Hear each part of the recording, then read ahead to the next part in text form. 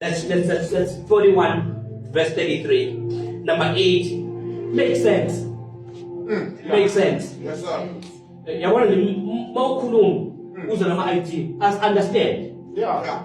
Ungathi ukhuluma into kufanele siyokhuleka uze sazi ukuthi. Verse 37 uthi this advice made sense to Pharaoh. Now khumbula uJoseph okholwayo uFaro akholwa. Yeah. Oh, that makes Yena kuzongena ecourtroom. So mina ngizobabamba nje ngishanda ukuthi ngeke uthaphathala phatha. No, doesn't make sense. Because you are speaking gibberish. Sina la sijili mbona bathi gibberish.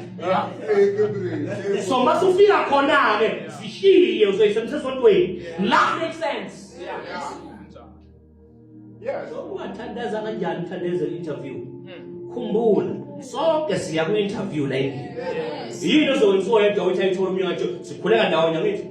Sikhonza umfundisi ngithi oyedwa ziwivision yona. So umehluko who makes more sense. Yeah. Very true. Pastor. Uramashanda la. Siwe esontweni umthandazo othanda lungile esontweni ayida. Yeah. Makes sense. Yeah. Joseph made sense kuFaro. Kwathi uFaro mnabantu engidle nabo la kodwa bayenzi le sense wena oyenzayo. Yeah. Put me in any environment, I'll make sense. Yeah. Yes, sir. Mina nginentshumayelo yeyouth. Nginentshumayelo ye-conference Thanksgiving.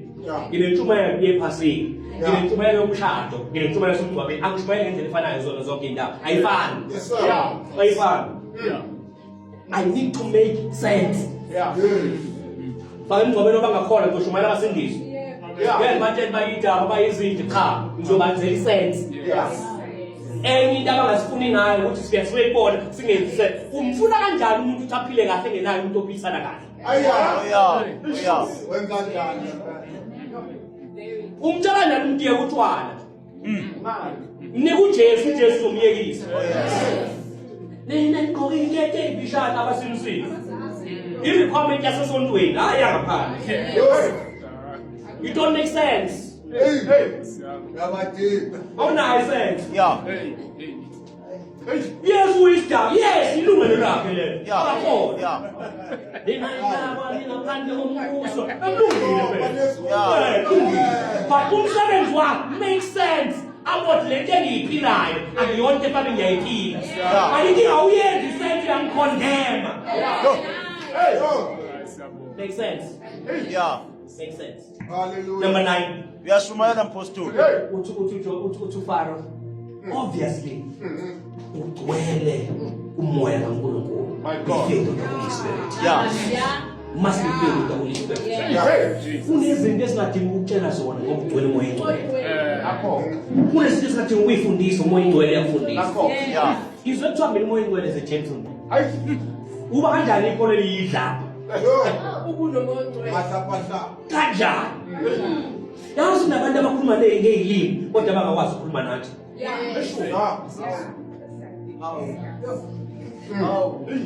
Indlela engikhuluma ngayo nobabiyela. Ayifani indlela engikhuluma ngayo bamdlela. Ayifani indlela engikhuluma ngayo baphila. Ayifani indlela engikhuluma njengosisi lapho ngivele kwicamera. Kufanele ngikwazi ukuya kuma level abo. Yes, sir. Moya engcwele. Safundisa. Moya engcwele bafowethu. Uya-understand ufana cha. Noma abantu behlakaniphile. Kodwa lo obvious ugcwele umoya kaNkulunkulu. Akusho uJoseph uthi mina ngigcwele umoya engcwele. Thina sagcwaliswa siyibandla likamoya. Usho uFaro. Ongahlangene noNkulunkulu. Ozogqilaza abantu bakaNkulunkulu kodwa wena. Thina sathi wena uThethu ugcwaliswa umoya engcwele. Akekho umuntu ongakholwa owathi wena ugcwele umoya kaNkulunkulu. Hey.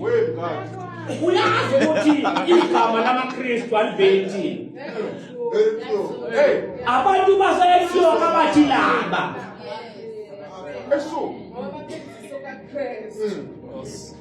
Kodwa ibandla lamanje ithile somani uKristu mina. Yeah. Usitshela asitshelwe laba abangakholwa. Uthi indlela ohamba ngayo emphakathini, bekukwa ingane ezikwi-age yakho, bayagayo ngomoya kaNkulunkulu. yabona bayakho noma impela siyazi ikhala kuba likho right kodwa Noah ugwela umoya kaNkulunkulu mina nakhona nesonto kahle kahle wena abantu bangene emontweni.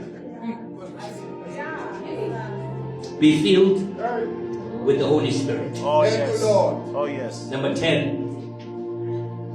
Be the one God called you to be. Iba ilo muntu uNkulunkulu akubiza ukuba uye. Iba ilo muntu uNkulunkulu akubizele ukuthi ube uye. Verse 39 which is so Pharaoh said to Joseph, because God has enabled you to know this, there is no one as wise, as discerning as you. Kahle kahle ukuzonwa nejealous nomgodi nonkosikazi kaPhothifar nejele beliliza la kufanele abe khona ngoba kuyenzeka ube nephupho kanti indawo kuyo ayikwazi ulifeza iphupho kufanele iprocess engamnandi ithathe itransporte iyise kuleli iphupho efanele uye kulona akuyona makhelwane high five uthi mina ke lo sengiyendaweni yami la fanele ngibe ilento engiyona khona akahle ungamnikele makhelwane high five uthi inkosi ngibizele ngibe ilento engidinga ukuba kuyo khona iphupho eliphezulu empilo yami wena ngiyekelela kanti kwenzakalani kukhona iphupho uJehova alibekile empilo yami akhomkhodi ozongivimba akhonzondo ezongivimba akhojelasi ezongivimba kodwa khona into engiyibonile engilente ngiyibonile ngiyeke until uJehova ayifeze empilweni yami lokhu uJehova akushilo izofikelelayo ethi kwadlalwa phansi kwaqithwa impilo yami kamela oh high waters lokhu uJehova akushilo kuzofezeka izojofeva chapter number 50 verse number 20 amafowabo sebefikile bezocela ukudla kuyena what you meant it for evil but my God turned it around and made it for my good. Roma chapter 8 verse number 28 oh yeah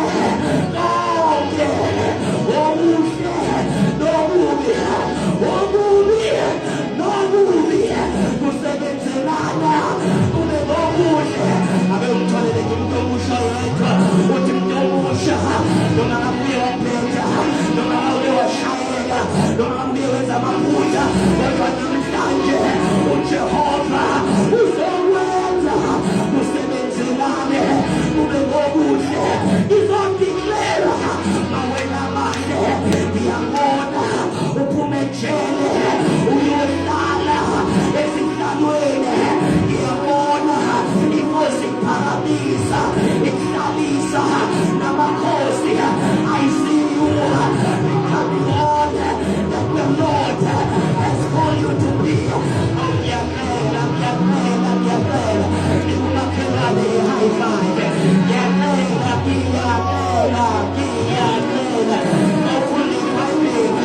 Matthew chapter number 18, verses 18 and 19.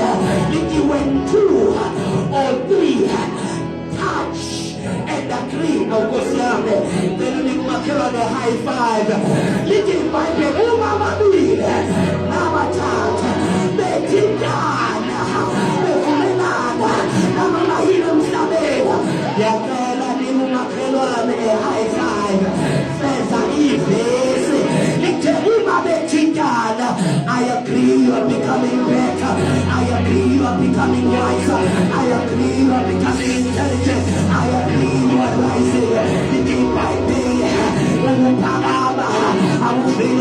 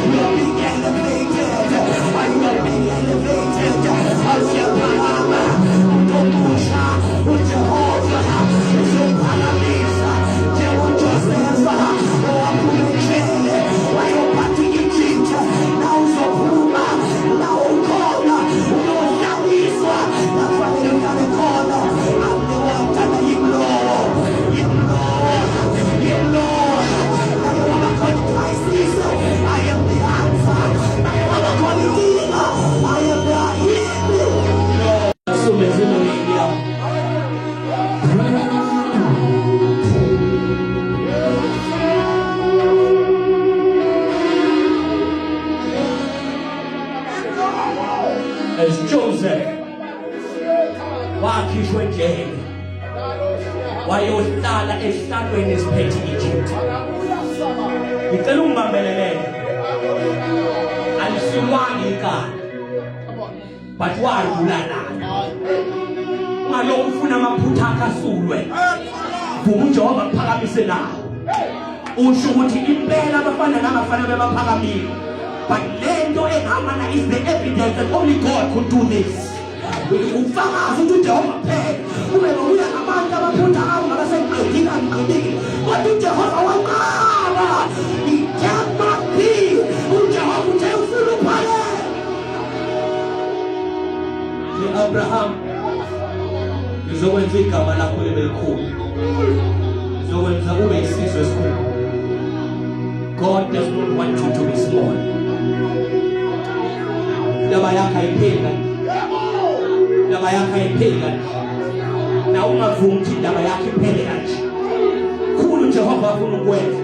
Lokuthatha ngomusha noma ngabe kubika kangakanani right now. Kodwa your story does not end like this.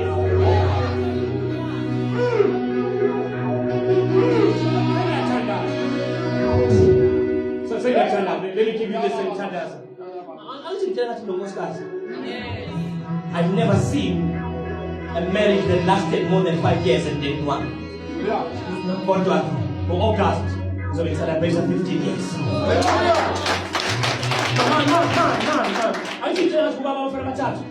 I'm cousin Mas, I'm cousin Mas. Never knew him. He just told me. Maybe we now pay with 18. And I'm telling you, Baba of 3 boys. Baba on my down 2.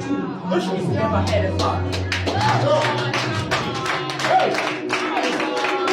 I'm not just teaching you revelation.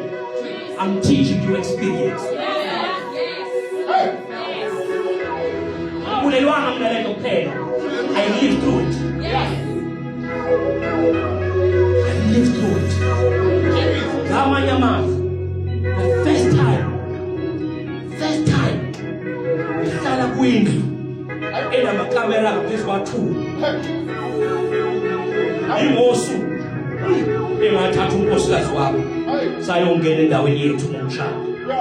Ikhule ku1 room ekitchen la wasebenza uma.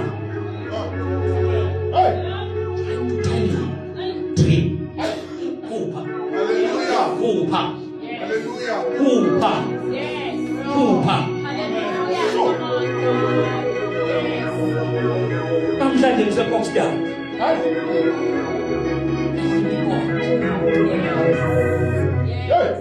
Is anything too hard for the Lord? Don't move.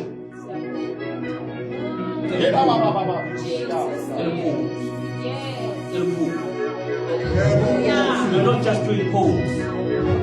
You're healing lives. What's Lord? You're healing people. And this is a ministry. And if you can dream, touching the hand, I'm done. Come, done.